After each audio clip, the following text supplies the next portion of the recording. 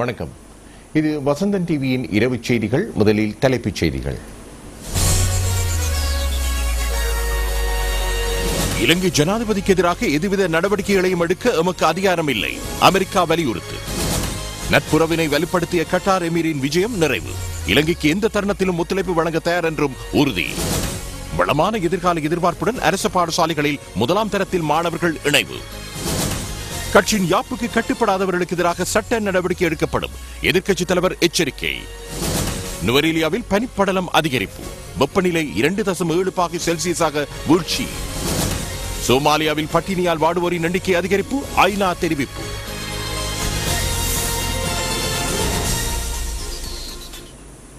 இனி விரிவான செய்திகள்.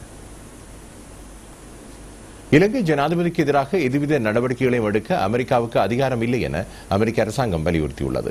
இந்த தீர்ப்பினை தொடர்ந்து ஜனாதிபதிக்கு எதிராக அந்த நாட்டின் நீதிமன்றத்தில் வழக்கு விசாரணைகளை மேற்கொள்ளவும் அனுமதி இல்லை என சர்வதேச சட்ட வல்லுநர்கள் வலியுறுத்தியுள்ளனர். அமெரிக்க ராஜாங்க திணைக்களம் அந்த நாட்டு நீதிமன்ற திணைக்களம் ஊடாக சமீபத்தில் கொலம்பியா மாவட்ட நீதிமன்றத்துக்கு இலங்கை ஜனாதிபதிக்கு எதிராக நீதிமன்ற விசாரணைகளை நடத்த அதிகாரம் இல்லை என வலியுறுத்தியது. ஜனாதிபதி மஹிந்த ராஜபக்சவுக்கு எதிராக புலம்பெயர் தமிழர்களின் உதவியுடன் அமெரிக்காவில் வாழும் 3 தமிழர்கள் கொலம்பியா நீதிமன்றத்தில் கடந்த ஆண்டு வழக்கு தாக்கல் செய்தனர்.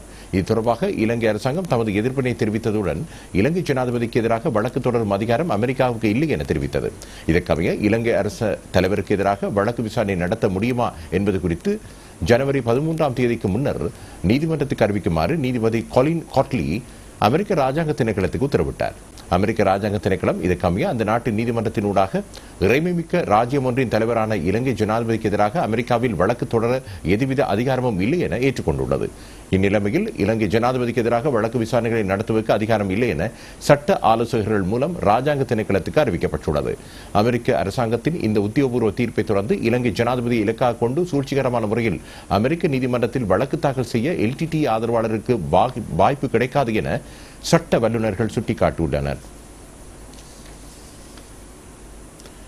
இரு நாடுகளுக்கும் இடையிலான நட்புறவினை வலுப்படுத்தும் பல உடன்படிக்கைகளில் கைச்சாத்திட்ட கட்டார் ராஜ்யத்தின் எமிர் ஷேக் ஹமத் பின் கலிஃபா அல் தானி தாயகம் திரும்பினார்.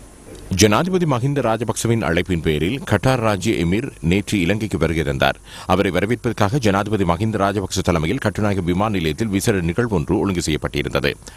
ஜனாதிபதி மஹிந்த ராஜபக்ச மற்றும் கட்டார் ராஜ்ய எமீருக்கு இடையிலான விசேட பேச்சுவார்த்தை நேற்று மாலை ஜனாதிபதி அலுவலகத்தில் இடம்பெற்றது. அதனைத் தொடர்ந்து இரு நாடுகளுக்கும் இடையில் 9 உடன்படிக்கைகள் கைச்சாத்திடப்பட்டன.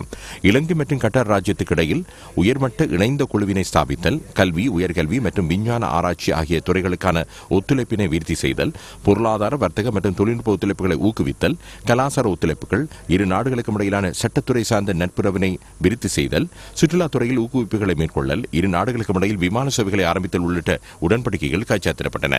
அத்துடன் இலங்கை முதலீட்டு சபை மற்றும் கட்டார் காணி முதலீட்டு கம்பெனிக்கு இடையிலும் புரிந்துணர்வு உடன்படிக்கை ஒன்று கைச்சாத்திடப்பட்டது. கட்டார் ஹோல்டிங் நிறுவனமும் இலங்கை முதலீட்டு சபையுடன் புரிந்துணர்வு உடன்படிக்கை ஒன்றை செய்து கொண்டது. இதேவேளை கட்டார் ராஜ்யத்தின் எமிருக்காக ஜனாதிபதி மாளிகையில் விசேட விருந்து உபசாரம் ஒன்று ஒழுங்கு செய்யப்பட்டிருந்தது. ஜனாதிபதியினால் கட்டார் ராஜ்ய எமீர் வரவேற்கப்பட்டதை தொடர்ந்து விசேட ஞாபகார்த்த புத்தகத்தில் அவர் கையெழுத்திட்டார். வருகை தந்திருந்த அமைச்சர்கள் உள்ளிட்ட அதிதிகள் கட்டார் எமீரிடம் ஜனாதிபதியினால் அறிமுகப்படுத்தப்பட்டனர். ஜனாதிபதி மாளிகையின் வளாகத்தில் ஒழுங்கு செய்யப்பட்டிருந்த கலாசார நிகழ்விலும் கட்டார் எமீர் கலந்து கொண்டார்.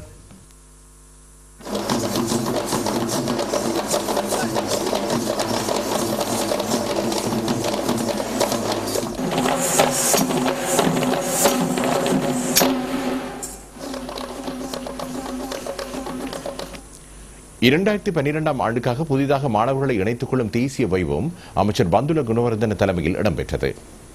தேசிய விழா மத்துகம CWW கண்ணங்கிற மத்திய கல்லூரியில் இடம்பெற்றது. அமைச்சர்களான ரெஜினால் குரே, குமார வெல்கம, அதிபர் கே சோமபால் உள்ளிட்டோரின் பங்கேற்புடன் தேசிய விழா இடம்பெற்றது. நகர பாடசாலைகளில் காணப்படும் வசதிகளை கிராமிய மட்டங்களில் உள்ள பாடசாலை சிறார்களுக்கும் வழங்குவதாக அமைச்சர் பந்துல குணவர்தன இங்கு உரையாற்றும் பொழுது தெரிவித்தார்.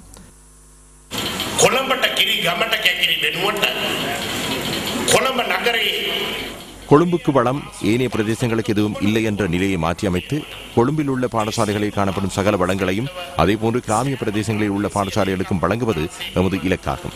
இந்த திட்டத்துக்கு அமைய ஒரு பிரதேச செயலக பிரிவில் 3 பாடசாலைகள் வீதம் தேர்ந்தெடுக்கப்பட்டு அவற்றை அனைத்து வசதிகளும் கொண்ட பாடசாலைகளாக அபிவிருத்தி செய்ய திட்டமிடப்பட்டுள்ளது. இதற்கமைய நாட்டில் 1000 இடைநிலை பாடசாலைகளை அபிவிருத்தி செய்ய நடவடிக்கைகள் எடுக்கப்பட்டுள்ளன. இதேவேளை முதலாம் தரத்துக்கு மாணவர்களை அனுமதிக்கும் விழா கொழும்பு நாலந்தா கல்லூரியிலும் இடம்பெற்றது. கல்லூரி அதிபர் ரஞ்சித் ஜெயசுந்தர தலைமையில் இந்த நிகழ்வு இடம்பெற்றது. மாணவர்களுக்கு இதன் போது பரிசில்களும் வழங்கப்பட்டன. கொழும்பு இசிபத்தின கல்லூரியிலும் மாணவர்களை சேர்த்துக் கொள்ளும் விழா கல்லூரி அதிபர் ஏசி பரேரா தலைமையில் இடம்பெற்றது. 2ஆம் ஆண்டு மாணவர்களினால் 1ஆம் ஆண்டு மாணவர்கள் வரவேற்கப்பட்டதைத் தொடர்ந்து கலாசார நிகழ்வுகளும் இடம்பெற்றன. கேகாலை மலகட ஆரம்ப கல்லூரி மற்றும் கேகாலை சுவர்ண ஜெயந்தி கல்லூரியிலும் 1ஆம் தரத்தில் பிள்ளைகளை சேர்த்துக் கொள்ளும் விழா இடம்பெற்றது. சபரகம மாகாண முதலமைச்சர் மஹிபால ஹேர தலைமையில் இடம்பெற்ற நிகழ்வில் பலரும் கலந்து கொண்டனர். பண்டாரகம அதுலுகம அல் கசாலி மத்திய கல்லூரியிலும் ஆரம்ப பிரிவிற்கு மாணவர்களை சேர்த்துக் கொள்ளும் விழா இன்று இடம்பெற்றது. பண்டாரகம தொகுதி ஸ்ரீலங்கா சுதந்திர கட்சி அமைப்பாளரும் பாராளுமன்ற உறுப்பினருமான ஜனக பண்டார தலைமையில் இடம்பெற்ற இந்நிகழ்வில் மேல் மாகாண சபை உறுப்பினர் அம்ஜாட் உட்பட பலரும் கலந்து கொண்டனர். மேல் மாகாண சபை உறுப்பினர் அம்ஜாடின் நிதி ஒதுக்கீட்டின் கீழ் அமைக்கப்பட்ட விளையாட்டு மைதானமும் திறந்து வைக்கப்பட்டது. கல்லூரி அதிபர் எம் ஜவாத், பாணதுரை பிரதேச சபை உபதலைவர் இஃபாஸ் நபுஹான், பண்டாரகம பிரதேச சபை உறுப்பினர் அல்ஹாஜ் நவி உட்பட பலரும் இந்நிகழ்வில் கலந்து கொண்டனர். தலைமைத்துவத்துக்கு கட்டுப்படாதவர்களுக்கு எதிராக தீவிர நடவடிக்கைகள் எடுக்கப் போவதாக ஐக்கிய தேசிய கட்சியின் தலைவர் ரணில் விக்ரமசிங்கே தெரிவித்துள்ளார். ஐக்கிய தேசிய கட்சி தலைவர் ரணில் விக்ரமசிங்கே தலைமையில் கட்சி தலைமையகமான சிறிகொத்தவில் இன்று இடம்பெற்ற செயற்குழு கூட்டத்திலேயே இவ்வாறு தெரிவிக்கப்பட்டது. கட்சியின் ஒழுக்கத்தை மீறுவோருக்கு எதிராக தண்டனைகளை விதிக்கவும் இதன் போது இணக்கம் காணப்பட்டது. கட்சி தலைமையகமான சிறிகொத்த மீது தாக்குதல் மேற்கொண்டு சேதப்படுத்தியோருக்கு எதிராக சட்ட ரீதியாக மற்றும் கட்சியினாலும் நடவடிக்கைகளை எடுக்க செயற்குழு சபை தீர்மானித்தது. கட்சியின் யாப்பினை மீறி ஊடகங்களுக்கு கருத்து தெரிவிப்போர் மற்றும் தலைமைத்துவத்தின் கட்டளைகளை பின்பற்றாதோருக்கு எதிராகவும் ஒழுக்காற்று நடவடிக்கைகளை எடுக்க செயற்குழு சபை தீர்மானித்துள்ளதாக ஐக்கிய தேசிய கட்சியின் உள்ளக வட்டாரங்கள் தெரிவிக்கின்றன. கட்சி ஆதரவாளர்களுக்கிடையே குரோதம், வைராக்கியத்தை ஏற்படுத்தக்கூடிய வகையில் தகவல்களை வெளியிடுவோருக்கு எதிராகவும் சட்ட நடவடிக்கை எடுக்க தீர்மானிக்கப்பட்டுள்ளது. இவ்வாறான நிலைமைகளுக்கு தூண்டுதல்களை விடுக்கும் தனியார் ஊடக நிறுவனங்களுக்கு எதிராகவும் சட்ட நடவடிக்கை எடுக்க ரணில் விக்ரமசிங்கே தலைமையில் இடம்பெற்ற செயற்குழு கூட்டத்தில் தீர்மானிக்கப்பட்டது. கட்சியின் செயல்பாடுகளை சீர்குலைக்கும் வகையில் செய்திகளை ஒலிபரப்பும் அலைவரிசைகளுக்கு எதிராக பாராளுமன்றத்தில் விசாரணைகளை நடத்தி ஐக்கிய நாடுகள் ஸ்தாபனத்தினால் தயாரிக்கப்பட்ட இலத்திரனியல் ஊடக விழுமியத்தை கருத்தில் கொண்டு உரிய ஊடக நிறுவனத்துக்கு எதிராக தீவிர நடவடிக்கைகளை முன்னெடுக்கவும் ஐக்கிய தேசிய கட்சி செயற்குழு சபை ஏகமனதாக தீர்மானித்துள்ளது.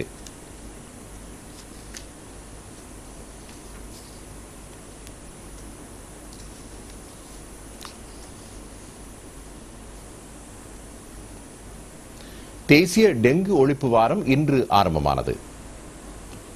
இந்த ஆண்டில் முதலாவது டெங்கு ஒழிப்பு வாரம் எதிர்வரும் 22ஆம் தேதி நிறைவடையும். இந்த வருடத்துக்குள் நாட்டின் சகல சுகாதார வைத்திய அதிகாரி பணிமனைகளை தழுவக்கூடியவாறு டெங்கு ஒழிப்பு வேலைத்திட்டம் அமல்படுத்தப்பட்டது. நுளம்புகள் பரவக்கூடிய இடங்களை இனங்காணுதல் மற்றும் சோப்பு அறிவித்தல் வெளியிடல் போன்ற நடவடிக்கைகளும் இந்த வாரத்துக்குள் அமல்படுத்தப்படும். டெங்கு நுளம்பு பரவக்கூடிய இடங்களை இனங்கண்டு அவ்விடத்தின் உரிமையாளர்களுக்கு எதிராக சட்ட நடவடிக்கை எடுக்குமாறு சுகாதார அமைச்சு சம்பந்தப்பட்ட அதிகாரிகளுக்கு பணிப்புரை விடுத்துள்ளது. சுகாதார அமைச்சு மற்றும் பாதுகாப்பு அமைச்சு கூட்டாக இணைந்து இந்த வேலை திட்டத்தை அமல்படுத்தியுள்ளன. டெங்கு நோய் மீண்டும் தலைதூக்கும் அபாயம் ஏற்பட்டுள்ளது. டிசம்பர் மாதத்தில் 4000 டெங்கு நோயாளர்கள் இனங்காணப்பட்டுள்ளனர். இவர்களில் 50% மேல் மாகாணத்திலேயே இனங்காணப்பட்டதாக சுகாதார அமைச்சு தெரிவிக்கிறது. தேசிய டெங்கு ஒழிப்பு வாரத்தில் டெங்கு ஒழிப்பு பணிகள் உரியவாறு அமல்படுத்தப்படுவதனை மேற்பார்வை செய்வதற்கென விசேட குழுவும் நியமிக்கப்பட்டுள்ளதாக சுகாதார அமைச்சு தெரிவித்துள்ளது. இவர்கள் இன்று காலை தொடக்கம் மேற்பார்வை பணிகளில் ஈடுபட்டனர். நாடெங்கிலும் உள்ள 325 சுகாதார வைத்திய அலுவலர் பணிமனைகளில் டெங்கு ஒழிப்பு வேலை திட்டங்கள் அமல்படுத்தப்பட்டுள்ளன.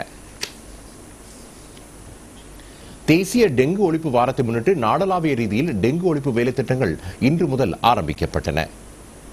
திருகோணமலை மாவட்டத்தின் கிண்ணியா பிரதேசத்தில் டெங்கு ஒழிப்பு வார நிகழ்வுகள் இடம்பெற்றன. கிண்ணியா நகர சபையும் பொது சுகாதார பிரிவும் இணைந்து இதனை ஏற்பாடு செய்திருந்தன. கிண்ணியா நகர பிதா டாக்டர் ஹெல்மி தலைமையில் ரஹ்மானியா கரையோர பகுதியில் டெங்கு ஒழிப்பு நிகழ்வுகள் இடம்பெற்றன. இதில் ராணுவத்தினரும் இணைந்து கொண்டனர். நீர் தேங்கியுள்ள கால்வாய்களுக்கு மருந்துகள் தெளிக்கப்பட்டன. டெங்கு பரவும் விதத்தில் சுற்றாடலை வைத்திருந்தவர்கள் எச்சரிக்கப்பட்டதுடன் மேலும் சிலருக்கு எதிராக வழக்கும் தொடரப்பட்டது. சுகாதார அமைச்சும் போலீஸ் திணைக்களமும் இணைந்து மேற்கொண்டு வரும் தேசிய டெங்கு ஒழிப்பு நிகழ்வுகள் மட்டக்களப்பிலும் இடம்பெற்றன. மட்டக்களப்பு மாநகர சபையுடன் சுகாதார திணைக்களமும் போலீஸ் திணைக்களமும் இணைந்து இதனை மேற்கொண்டுள்ளன. மட்டக்களப்பு மாநகர ஆணையாளர் சிவநாதன் தலைமையில் இடம்பெற்ற நிகழ்வில் மாநகர பிரதிமேயர் ஜோர்ஜ் பிள்ளை, மட்டக்களப்பு போலீஸ் நிலைய சூழல் பாதுகாப்பு பிரிவு பொறுப்பதிகாரி ஜெயசுந்தர் உட்பட பொது சுகாதார பரிசோதனையில் கலந்து கொண்டனர். மட்டக்களப்பு மாநகர சபைக்குட்பட்ட பிரதேசத்தில் ஆரம்பிக்கப்பட்ட இந்த நிகழ்வின் போது பாடசாலைகள், வீடுகள், பொது நிறுவனங்கள் சோதனைக்குட்படுத்தப்பட்டன. நுழம்பு பெருக்கம் தொடர்பாக இனம் காணப்பட்ட வீட்டு உரிமையாளர்களுக்கு எதிராக வழக்கு தாக்கல் செய்யப்பட்டுள்ளதாக மட்டக்களப்பு மாநகர ஆணையாளர் சிவநாதன் தெரிவித்தார். நுவரெலியாவில் வெப்பநிலை 2.7 பாகை செல்சியஸாக குறைவடைந்துள்ளதாக வளிமண்டலவியல் ஆய்வாளர் சமிந்த டிசில்வா தெரிவித்துள்ளார். நாட்டின் சகல பிரதேசங்களிலும் ஓரளவு குளிருடன் கூடிய காலநிலையே நிலவுகிறது. ஜனவரி மாதங்களில் வழமையாக இவ்வாறு நிலைமையே காணப்படுகிறது. இரவு நேரங்களில் வானத்தில் மேகக்கூட்டங்கள் காண முடியாது. இதனால் பூமியிலிருந்து வெப்பம் வெளியாகும். இதனால் பூமிக்கு வாயு மண்டலத்துக்கும் இடையில் குளிரான நிலைமை ஏற்படும். இதனாலேயே நாட்டின் சகல பிரதேசங்களிலும் இவ்வாறு நிலைமை காணப்படுகிறது. விசேடமாக நுவரெலியா பிரதேசத்தில் இந்த நிலைமை தீவிரமாக காணப்படுகிறது. மட்டக்களப்பு ஏறாவூர் மிச் நகர் முஸ்லிம் கிராம மக்களின் அடிப்படை பிரச்சனைகளை துரித கதையில் தீர்த்து வைக்க நடவடிக்கை எடுக்கப்படும் என்று பிரதி அமைச்சர் விநாயகமூர்த்தி முரளிதரன் தெரிவித்துள்ளார். ஏறாவூர் மிச் நகர் பிரதேச மக்களின் தேவைகள் குறித்து கேட்டறிவுக்கு என பிரதி அமைச்சர் அந்த பகுதிக்கு விஜயம் செய்தார். கிராம அபிவிருத்தி சங்க கட்டிடத்தில் மாதர் சங்க தலைவி KM சிரின் தலைமையில் விசேட கூட்டம் ஒன்று இடம்பெற்றது. 1981 ஆண்டு உருவாக்கப்பட்ட மிச் நகர் கிராமத்தில் உள்ள 80 குடியிருப்பாளர்களுக்கான காணி உறுதிகளை பெற்றுத் தருவதுடன் வடிகால் அமைப்பை சீர் செய்ய நடவடிக்கை எடுப்பதாகவும் பிரதி அமைச்சர் உறுதியளித்தார். முன்னாள் பிரதி அமைச்சர் மர்ஹூம் அகமது ஃபரீத் மீரா ரெப்பியின் அன்பளிப்பு செய்யப்பட்ட காணியில் நிர்மாணிக்கப்பட்ட வீடமைப்பு திட்டத்தில் உள்ள குடியிருப்பாளர்களுக்கு காணி உறுதிகளை பெற்றுத் தருவதற்கான முன்னேற்பாடுகளும் செய்யப்பட்டுள்ளன. அடுத்த ஒரு மாத கால பகுதிக்குள் 50 குடும்பங்களுக்கான குடிநீர் வசதிகளை ஏற்படுத்திக் கொடுக்கப் போவதாகவும் குழாய் கிணறுகளை அமைப்பதற்கு நிதி ஒதுக்கப்படும் என்றும் பிரதி அமைச்சர் விநாயகமூர்த்தி முரளிதரன் உறுதியளித்தார். விளம்பர இடைவெளியை அடுத்து செய்திகள் தொடரும்.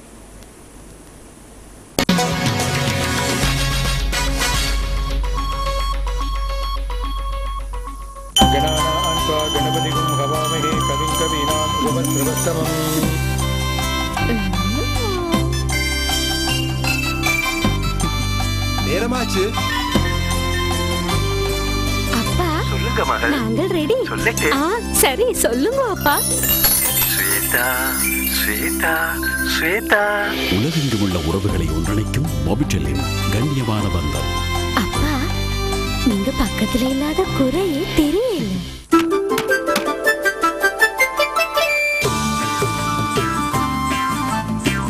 அப்பா நீங்க ஒரு ராஜா மாதிரி. அப்பா உங்களுக்கு நல்லா தூரம் தெரியுதே. அப்பாவோட தெரிவு எப்பவும் சரியா இருக்கும். நான் சின்ன வயசுல இருந்து சரியானதைத்தான் தெரிவு செய்வேன். குபூட்டா ஹாவஸ்டர் வாங்கினதும் அதனால தான்.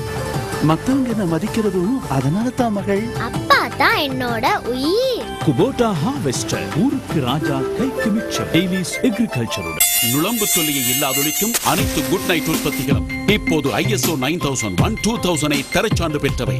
குட் நைட் பேக்கெட் ஒன்று 53 ரூபாய் மட்டுமே.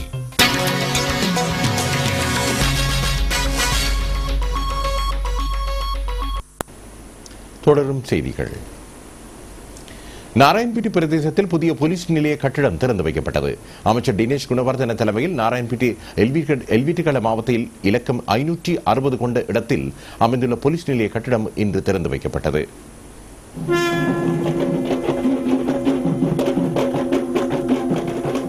10 மாடிகளை கொண்டதாக நிர்மாணிக்கப்பட்டுள்ள இந்த கட்டிடத்தின் கீழ் மாடியுடன் 3 மாடிகள் போலீஸ் நிலையத்துக்காக ஒதுக்கப்பட்டுள்ளன.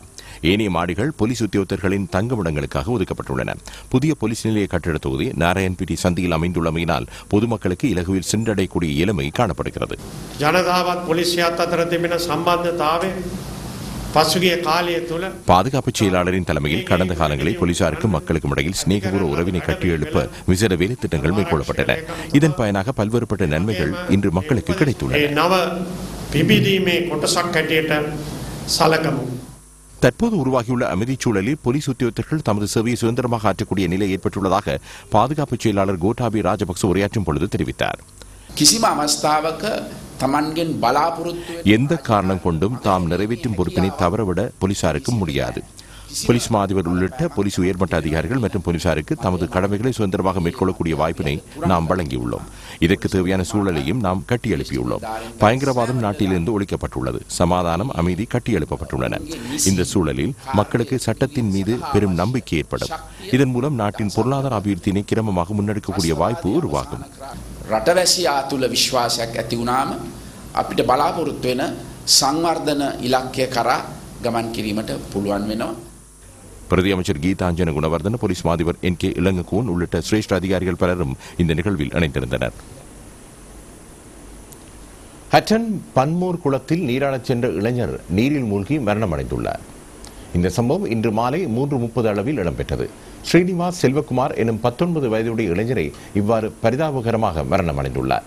பண்டார்வளையில் உள்ள தமது சகோதரியின் வீட்டுக்கு வந்த அவர் தமது நண்பர்களுடன் நீராடச் சென்ற போது இந்த அனர்த்தம் இடம்பெற்றதாக அவரது சகோதரி தெரிவிக்கின்றார்.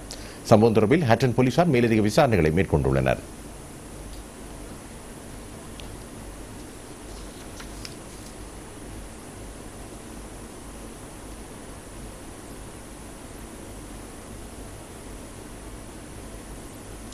இந்தியாவின் சென்னையில் இடம்பெற்ற 35வது புத்தக கண்காட்சியில் மணிமேகலை பிரசுரத்தின் 25 நூல்கள் வெளியிடப்பட்டன.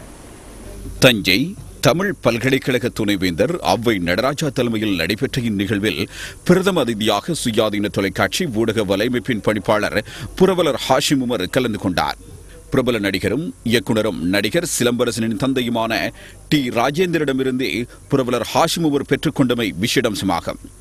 இலங்கையைச் சேர்ந்த திறனாய்வாளர் KS சிவகுமாரனின் சுவையான இலக்கிய திறனாய்வுகள் எனும் நூலும் இந்த 25 நூல்களில் அடங்குகின்றமை குறிப்பிடத்தக்கது. புதிய தலைமுறை வார இதழ் ஆசிரியர் மாலன், பிரபல நடிகை திருமதி ரோஹிணி, கல்கண்டு குமுதம் வார இதழ்களின் துணை ஆசிரியர் லேனா தமிழ்வாணன், மணிமேகலை பிரசுர நூலின் இயக்குனர் ரவி தமிழ்வாணன் ஆகியோரும் இந்நிகழ்வில் கலந்து கொண்டனர். கொழும்பு பௌத்த மகளிர் கல்லூரியின் 7ஆம் ஆண்டு மாணவி முகத்திசா வாஹின் எழுதிய ரோல் மாடல் சீரீஸ் என்னும் ஆங்கில நூல் வெளியிட்டு வைக்கப்பட்டது. நூல் வெளியீட்டு விழாவில் பிரதம அதிதியாக சிரேஷ்ட அமைச்சர் HM ஃபவுசி கலந்து கொண்டார். மலேசிய பிரதி தூதர் டென் லீ லான் சிறப்பு அதிதியாக கலந்து கொண்டார். நூலின் முதல் பிரதியை சுயாதீன தொலைக்காட்சி ஊடக வலையமைப்பின் பணிப்பாளர் புரவலர் ஹாஷிம் உமர் மலேசிய பிரதி தூதுவரிடமிருந்து பெற்றுக் கொண்டார். டுடே ஆங்கில பத்திரிகையின் பிரதம ஆசிரியர் ஹனா இப்ராஹிம் நூல் விமர்சனத்தை நிகழ்த்தினார். நூலாசிரியர் முகத்திசா வாஹிடும் உரையாற்றினார். ஆசிரியர்கள், பெற்றோர்கள், பழைய மாணவர்கள் என ஏராளமானோர் இதில் கலந்து கொண்டனர்.